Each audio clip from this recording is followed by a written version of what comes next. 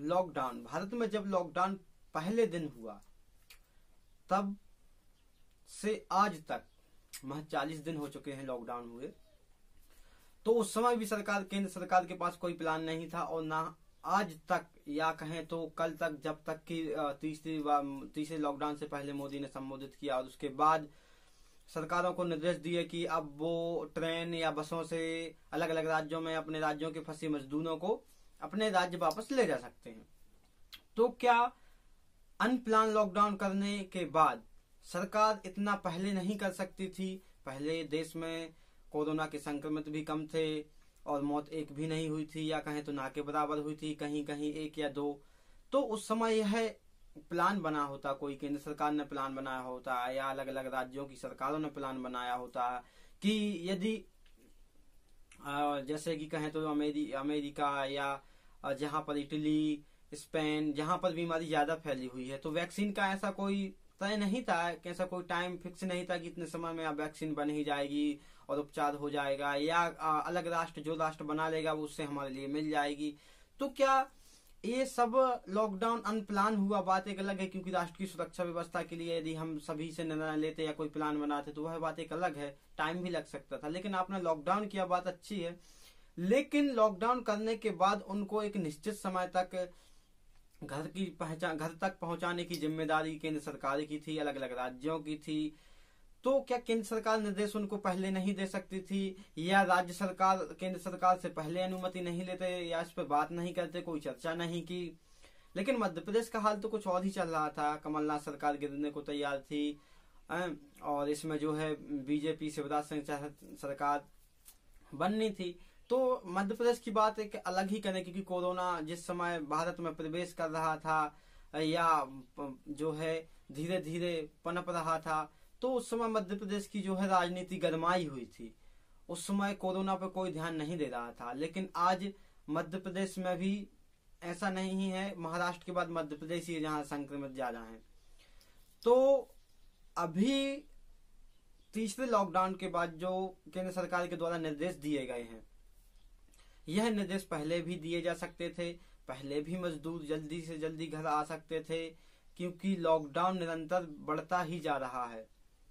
और यह शंका भी पहले भी थी कि लॉकडाउन निरंतर बढ़ाने में ही देश को सुरक्षित रखा सकता है, देश की जनता को सुरक्षित रखा जा सकता है।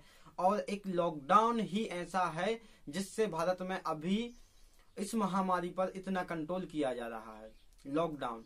क्योंकि जनसंख्या के मुताबिक, भारतीय जो है डॉक्टरी सुविधाओं के मुताबिक, हॉस्पिटलों के मुताबिक कहें तो ऐसी कोई सुविधा नहीं है भारत में कि यदि एक तरफा यदि कोरोना अन्य देशों के मुकाबले यदि जैसे कि अमेरिका में जैसे कि फैला है, पर डे 2000-3000 संक्रमित हो रहा है, यदि ऐसा फैलने लगा तो हमारे यहाँ इतनी व्यवस्थाएं नहीं है यार, जहाँ क्योंकि हमारा देश डेवलपिंग कंट्री है और जैसे अमेरिका एक विकसित देश है तो उसके पास काफी सुपर पावर देश है, वो जैसे चाइना हुआ, ये हुआ, अमेरिका हुआ। लेकिन हमारे पास ऐसी काफी सुविधाएं नहीं है जिससे कि हम जो है उनको जल्दी से जल्दी हम उसके लिए उपकरण बना सकें या वेंटिलेटर बना सकें जो उसके उपचार के बना सकें।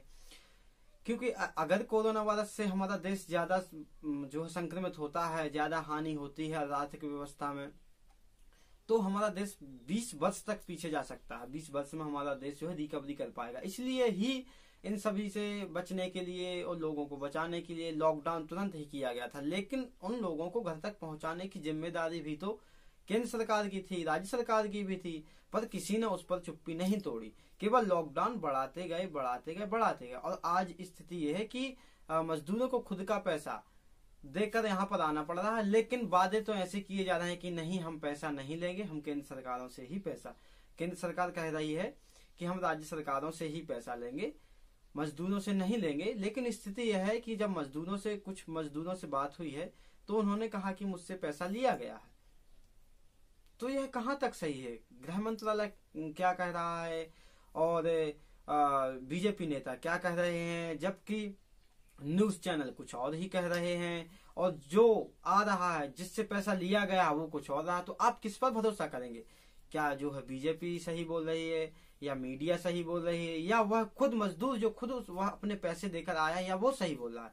किस पर भरोसा किया जाए? यह बहुत असमंजस भरा है समय है, या कहें तो उन पर एक बीता हुआ काल चक्र है जो उनके लिए 2 वक्त की रोटी के लिए पैसा नहीं है, या कहें तो कुछ पैसा है एक दो दिन के राशन का, तो उनके लिए आने के लिए बीच में रास्ते के खाने के लिए कैसा खाना मिल रहा है। और इसके अलावा एक और बड़ी खबर आ रही है कुछ ऐसी कि पुलिस के द्वारा जो है वाहन को कुछ लंबे समय तक रोका गया, 4 घंटे 5 घंटे, या कहें तो एक जगह जो 18 घंटे वाहन को रोका गया था यूपी से जो बिहार के लिए बॉर्डर पे जा रहे थे। उस समय मजदूरों कम से कम 250 मजदूर थे, एक ट्रक था, उस पर 18 घंटे तक। ये कैसी अमानवीय ये जो है घटना है। क्या उनको नहीं लगता कि मजदूर परमिशन से आ रहे, एक राज्य से दूसरे राज्य जा रहे हैं? तो ऐसी काफी सारी घटना है। तो उनके बीच में जो मजदूरों को खाने की भी समस्या हो रही है। अब बताइए कि 18 घंटे जब रोका गया तो उन्होंने क्या खाया होगा, क्या पिया होगा ऐसी धूप में। तो ये सारी काफी घटनाएं हैं। तो उनके लिए जब 2 वक्त का खाने के लिए रोटी नहीं है तो वह किराए का पैसा, और ऐसा नहीं किराए का पैसा यदि आप 1 रुपए किलोमीटर या उससे कम लें, क्योंकि ऐसी स्थिति में तो बनता यह है कि बिल्कुल फ्री निःशुल्क छोड़ना चाहिए, और ये सरकार की नीति है। यदि रेल की बात करें तो जो गवर्नमेंट रेल ने मंत्रालय ने पीएम फंड में 151 करोड़ रुपए दिए हैं। तो अभी कुछ आंकड़े आए हैं, बताए हैं कि यदि भारत की सभी ट्रेनों को एक बार चला दिया जाए तो एक दिन का उनका जो है पैसा चुकाना पड़ेगा, तो 100 करोड़ रुपए चुकाना पड़ेगा। तो क्या जब जो रेल मंत्रालय जब पीएम फंड में 151 करोड़ रुपए दे सकता है, तो क्या वह एक दिन के लिए सारी ट्रेनें फ्री नहीं चला सकता जो उसका खर्च 100 करोड़ होगा? क्या वह इसकी जिम्मेदारी नहीं? क्या या हम ऐसे भी मान सकते हैं यदि उनके द्वारा किराया लिया जा रहा है तो क्या वह भारत के उनको नागरिक नहीं मान रहे हैं? उनसे क्या राज्य सरकार की यह जिम्मेदारी नहीं है? राज्य सरकार तो बाद में ही आएगी, क्योंकि केंद्र सरकार की यह जिम्मेदारी है कि वह अपने मजदूरों को अपने अलग अलग राष्ट्रों में जहाँ के वो हैं वहां पहुंचाएं। यह केंद्र की जिम्मेदारी है। वह राज्य पर, वह अपनी जिम्मेदारियों को राज्य सरकारों पर क्यों थोप रही है? अपनी जिम्मेदारियों से वह हाथ पीछे क्यों कर रही है? राज्य सरकार कहाँ से पैसा देगी? जो अलग अलग प्रकार से राज्य सरकारों को टैक्स देती है, या जो सभी टैक्स आता है उसका कुछ परसेंट आपको केंद्र सरकार को जाता है, उसके बाद कुछ परसेंट राज्य सरकारों को बचता है। तो क्या वह पैसा उनमें नहीं खर्च कर सकती? आंकड़ा तो यह है कि साल भर का जो टैक्स है राज्य सरकारों को देने के बाद भी कुछ 20 लाख करोड़ के लगभग आता है। तो जो रेवेन्यू जनरेट होता है, जो पैसा कलेक्ट करती है राज्य केंद्र सरकार, तो क्या उनकी जिम्मेदारी नहीं है कि वह हमारा ही पैसा या कहें मजदूरों का पैसा उनको ही घर छोड़ने में उनकी ही सुविधाओं पर खर्च करे? किसकी जिम्मेदारी है? यह केंद्र सरकार की जिम्मेदारी, लेकिन वह अपनी जिम्मेदारियों से पीछे क्यों हट रही है? पीएम फंड में कितना पैसा पहुंच गया, कोई आंकड़ा नहीं है। वह पैसा कहां पर खर्च होगा, कितना खर्च होगा? वर्तमान स्थिति तो यह है कि आप वहां ना खर्च करके उनको घर तक पहुंचाने में, जांच के लिए हर उसमें पैसा खर्च किया जाए। पर क्या जिसके हाथों में सत्ता है, जिसके हाथ में सुपर पावर है, जिसके हाथ में ताकत है, वह क्या चाहती है? वह क्या करना चाहती है? देश को किस दिशा में लेना चाहती है? वह हमसे क्या कराना चाहती है? हमसे क्या बोलवाना चाहती है? हमको किस स्थिति में ढकेलना चाहती है? वह सभी उन्हीं के हाथों में है। तो जो जिसके हाथ में ताकत है उसी की चलती है, और जिसके हाथ में ताकत होगी वही सुपर पावर होगा। उसके कहने पर ही सभी नाचेंगे, चाहे वह देश की जनता हो, देश की मीडिया हो, देश के अलग अलग तबके हों, अलग अलग क्षेत्र हों, उसी की भाषा बोलनी पड़ती है। तो पावर है तो ही काम है। काम अच्छा गलत दोनों हो सकते हैं। धन्यवाद।